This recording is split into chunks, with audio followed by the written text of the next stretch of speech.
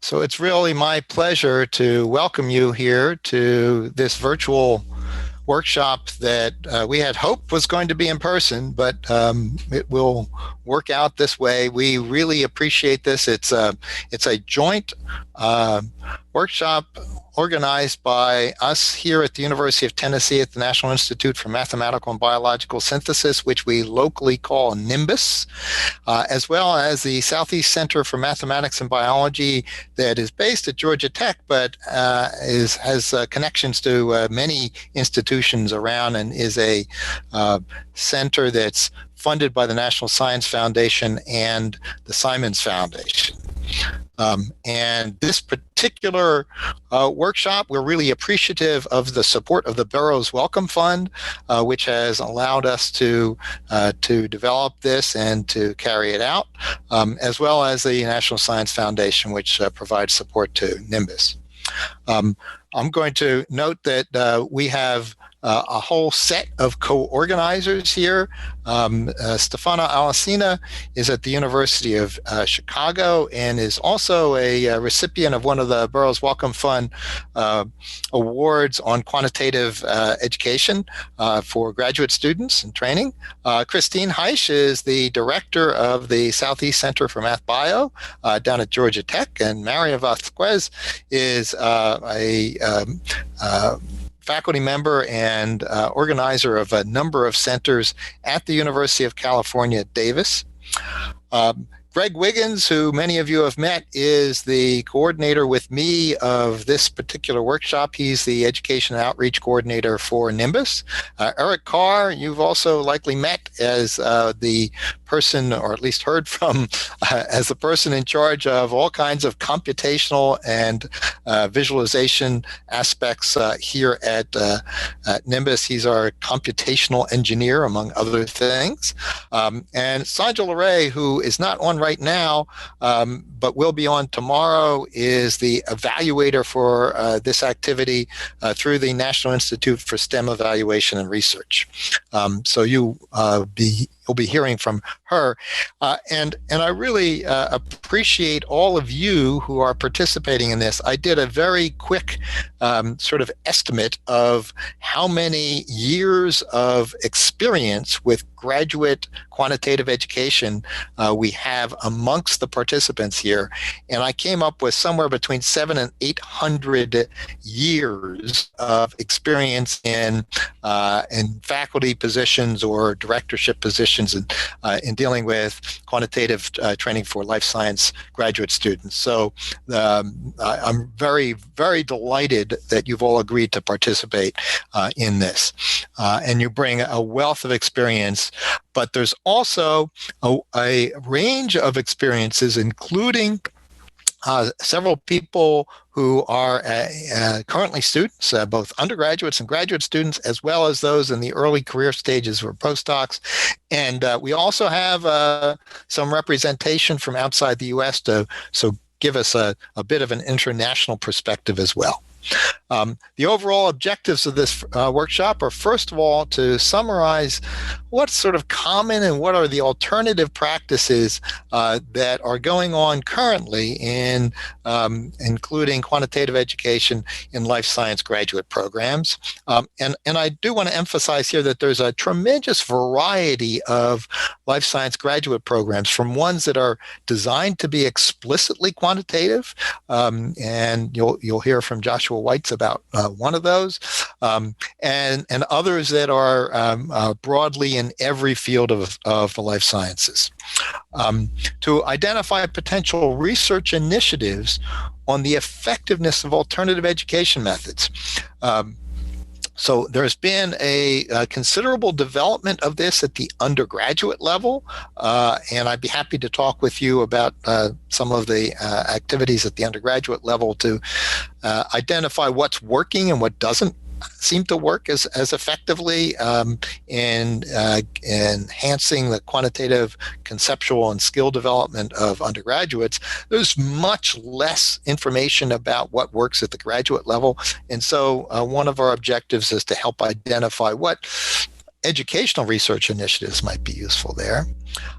Another point that I'm particularly interested in is elaborating on the benefits of a kind of uniform data collection process that would inform the evaluation of effectiveness of alternative methods. And in order to do that, we really would need some mechanism of identifying the quantitative education level of individuals as they transition across from undergrad to grad, potentially to postdoc, to kind of establish a baseline for evaluation of alternative approaches. Now, there's a couple of possible workshop outputs that I think are important. The overall workshop report we expect would provide potential guidance based on experiences at diverse institutions and across a wide range of subdisciplines of biology about what has been tried, whatever evidence we have about how effective it is, and what might still need to be examined. So that workshop report could provide guidance to individual institutions that have programs or are in the process of evaluating their variety of programs in the life sciences, and the connection of the life sciences to quantitative units, including math, statistics, data science programs as they develop, and so on. And also provide some potential guidance to funding agencies with regard to what might be still needed to be supported. We also hope to have a set of perspective articles that may not come from us, the organizers, but many of you are yourselves members of a variety of professional societies which have their own journals in particular areas in the life sciences. And you might think about, as you participate in this workshop, whether or not you'd like to take the lead on publication of some results from this that may be particularly of interest to those of you in various subdisciplines of the life sciences or in the quantitative sciences as well. Clearly, there are a few places where we will likely attempt to do a perspective article on the mathematics side. For example, SCIM News, which SCIM has an activity group in life sciences. But please be thinking about what those potential places to submit would be. And I do want to mention a note here that just coming out, it's is a special issue in the Bulletin of Mathematical Biology that focuses on math biology education. It was co-edited by John Junk, Reina Rabiva, and myself, and the focus of that was pretty much strictly on undergraduate programs. And I think it would be wonderful for this workshop to lead to at least a set of consideration of what a companion type of issue would include if it focused on graduate education. And of course, this is the Bulletin of Mathematical Biology, but the quantitative approaches we're considering are not necessarily limited to mathematical ones at all. And in fact, that special issue includes articles about data science and computational and other fields that are not strictly mathematical in terms of undergraduate quantitative education.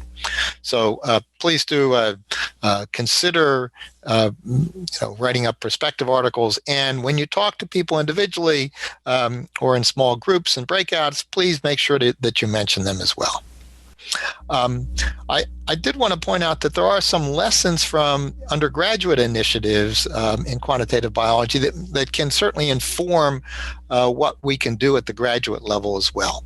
And some of this was discussed in the webinar that now was held many months ago, and I thought it was worth repeating. First of all, that there are many model programs that have been quite successful that link biology and quantitative science. Particularly, the ones that I'm particularly aware of are at the undergraduate level, but there are many of these that have been developed at the graduate level as well. We have here at the University of Tennessee had a program in graduate education that is across the mathematics department and various life science departments, as well as other programs like statistics and now data science.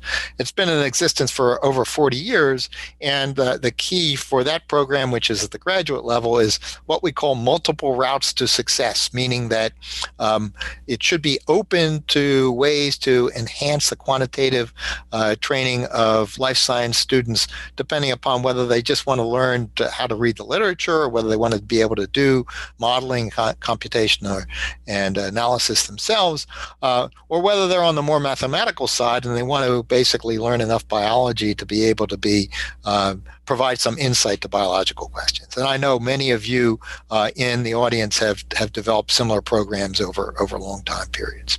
Also, there's a lot of new textbooks that have been written that focus on entry-level biology students, and it's actually still surprising to me that the book that Suzanne Lenhart, who's my great colleague and is participating in this, and Erin Bodine wrote, published by Princeton about 5 years ago, that there have been people who've told me, oh, I'm giving this to our graduate students in life sciences to provide an overview for. And of course, there's a tremendous wealth of these on quantitative methods in every area of biology now that can serve as sort of seminar material or others for either advanced undergraduate or graduate level. There's lots of curricular material that's been developed for students at all levels. The new software allows investigation of research problems by undergraduates as well as by graduate students in areas that may not have had a lot of quantitative training themselves. And certainly over my career, I've seen that biologists have generally become much more attuned to the utility of quantitative approaches. There's a whole bunch of novel data collection and analysis methods now, and education research really does provide guidance on what works, learning, not rote training, and peer collaboration being two examples of that. I wanted to wind up with some basic logistics about this workshop. First of all, Zoom is being used for all the large group sessions, and it's the same Zoom link throughout. It's the one we're using right now.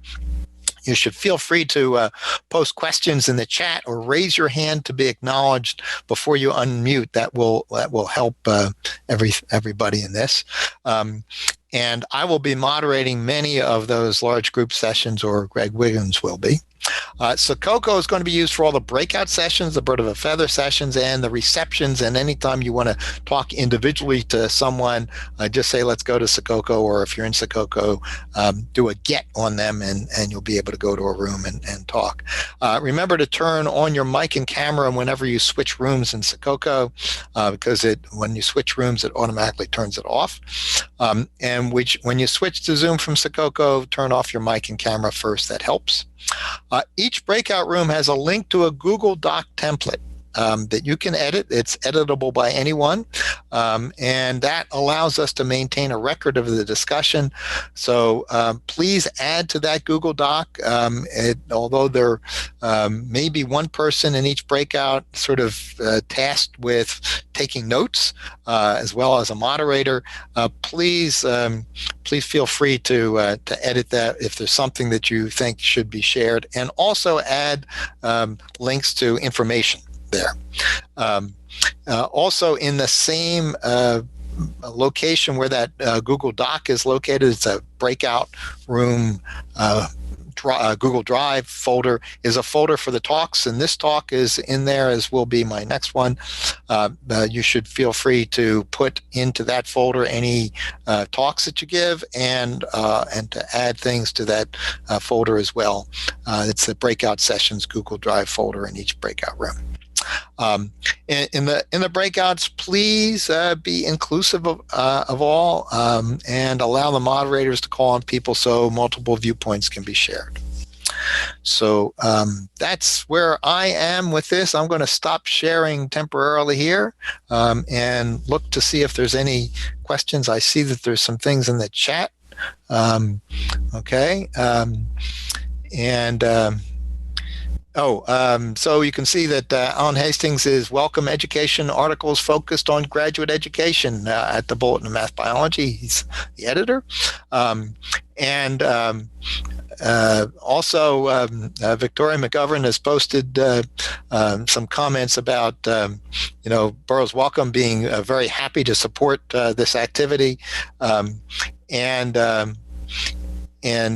there's issues about these slides. I think I've noted where the slides are posted. So anybody want to say anything? Let's see. Alan has his hand raised.